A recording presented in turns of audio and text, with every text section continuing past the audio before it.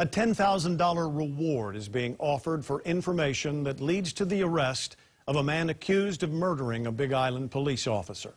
Authorities say Justin Y. Key fired multiple shots, striking Officer Bronson Kaliloa in the neck and leg, killing him.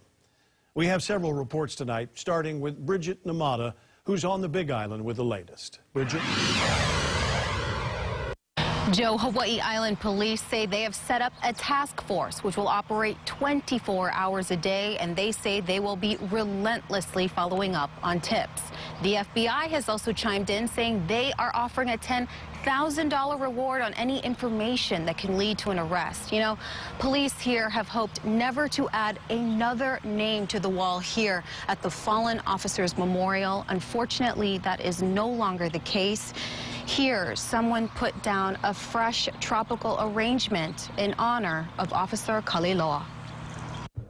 Officer Bronson Kaliloa, a 10-year veteran of the force, was shot and killed while on a traffic stop on Highway 11 in the Mountain View area. I am the chief, and I am responsible for this officer's life, and I take it very seriously. This is probably the worst day in my 36-year career as a police officer. Around 10 Tuesday night, Kaliloa and another officer approached a vehicle driven by Justin Y. Key. Police say 4 other officers responded to the scene.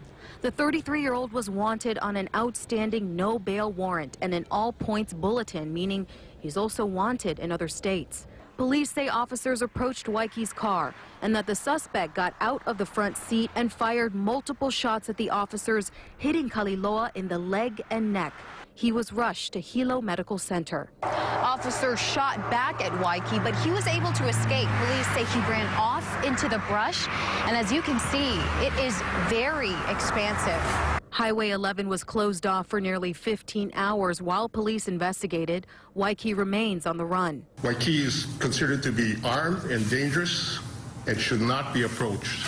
I'm told Waikie's picture has been distributed to security at the airports to prevent him from leaving the Big Island. Kaliloa's death is considered a profound loss to the Hawaii Island Police Department and will not be in vain. This was an officer. This was a father, a son, a husband. Our officers are diligent in their and coming out last night, whether they were on day off, as soon as they got the call or they heard the word, they were out in the field assisting. No questions asked, no orders being given. They showed up in uniform, ready to work. Again, the manhunt continues. And just to reiterate, this suspect is considered armed and dangerous. Police ask that you do not approach him. And if anything, please, if you have any information, call Big Island Crime Stoppers at 961-8300. Reporting on the Big Island, Bridget Namata. Back to you, Joe. Thanks, Bridget. Waikii is no stranger to police. He has 16 prior convictions, including drug and firearm offenses. Last year, he was extradited to the Big Island from Las Vegas to face charges related to his probation. He was out on bail when he stopped showing up for court. A warrant was issued for his arrest in April. He knew the dangers of the job, but Kaliloa loved being a police officer because it gave him the chance to help others. That's according to family and friends who say he felt it was his duty to serve.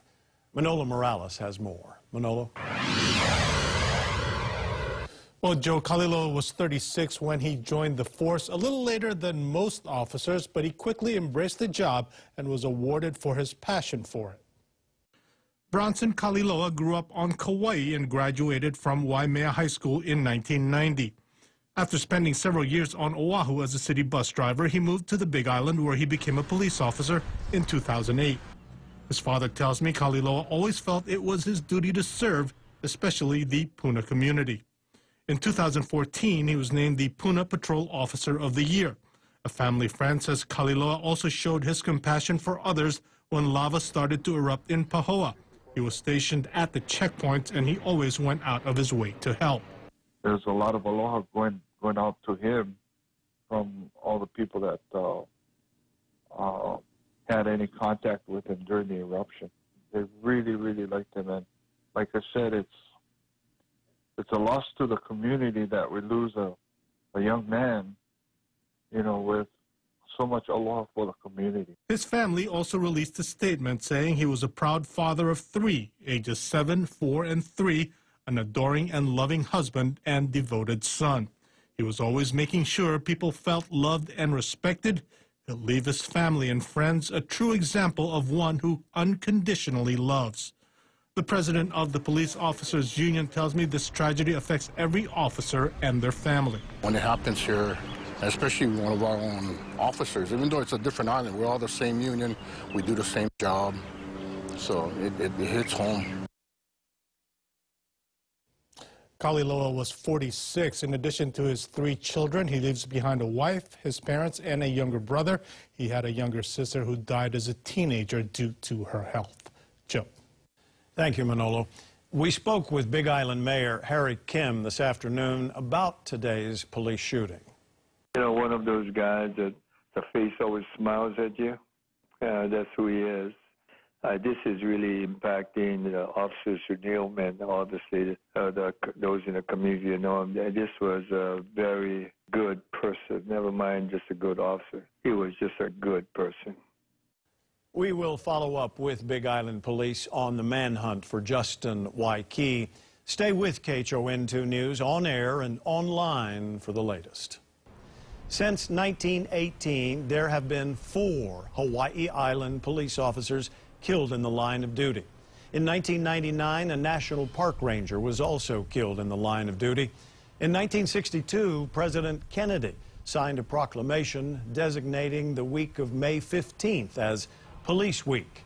It's a time to recognize those law enforcement officers who have lost their lives while protecting others.